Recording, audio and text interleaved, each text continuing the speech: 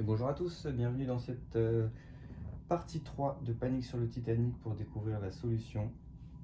Alors on va tout de suite commencer avec les instructions du capitaine Edward John Smith qui nous demande en fait de suivre les directives du quartier-maître pour empêcher les passagers de faire couler le bateau. Donc en fait en lisant le petit texte ici, on va découvrir qu'il y a 4 actions à faire.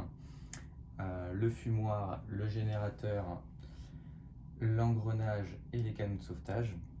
Donc en fait on va les faire un par un, on aura 4 réponses qui correspondront donc aux 4 clés. C'est parti, on commence du coup tout de suite avec le fumoir que voici.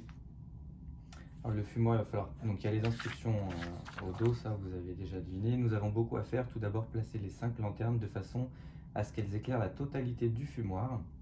Les lanternes éclairent en ligne droite dans 4 directions. Donc les petites lanternes sont là, nous en avons 5 et donc le but du jeu c'est de les placer donc en faisant attention au mur pour que ça éclaire l'ensemble de la pièce. Et je vous mets tout de suite la réponse.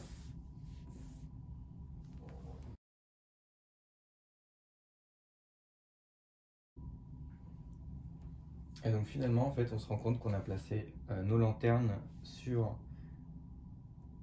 des symboles, les deux triangles, le parallépipède, le carré, l'autre parallépipède, et le seul signe qui reste c'est le petit rond. Donc la première clé pour résoudre la partie 3 sera la clé qui comporte le petit rond.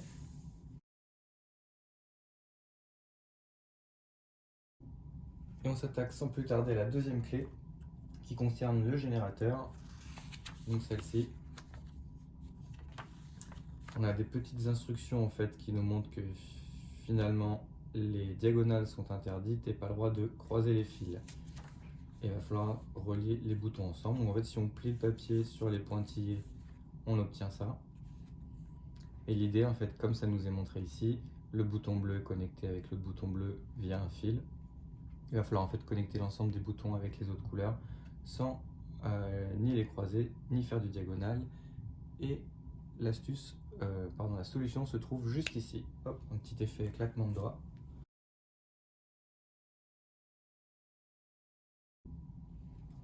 Du coup, dans votre résultat, vous êtes passé finalement sur tous les chiffres romains, sauf le 1. Donc en fait, la clé numéro 2 pour la solution partie 3 sera celle qui comporte le chiffre romain numéro 1.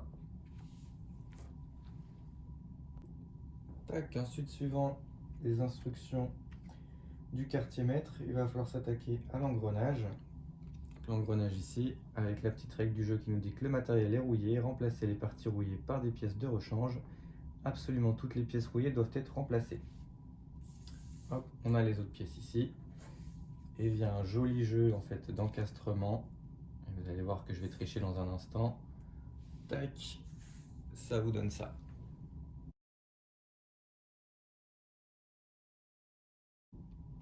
Donc on voit bien un chiffre apparaître qui est le numéro 6. Donc finalement la clé numéro 3 sera celle qui comporte le chiffre 6.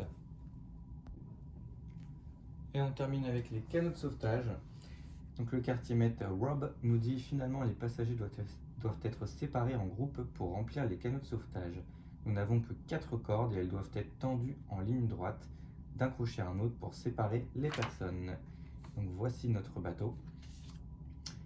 On a les petits crochets qui sont ici, les canaux de sauvetage qui nous indiquent le nombre de personnes pouvant monter à bord, et on a les petites personnes qui sont un petit peu éparpillées sur le pont. L'idée est donc de tirer les traits pour tous les mettre dans les canaux, et ça va nous donner ça. Et on distingue donc au milieu un parallélépipède qui sera finalement le symbole de la 4e clé. Voilà, cette partie a été beaucoup plus vite que les autres, hein. Je pense qu'elle est relativement facile.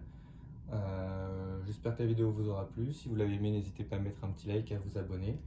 Ça fera toujours plaisir et ça m'encouragera pour la suite des solutions des autres scénarios. Merci à vous et amusez-vous bien.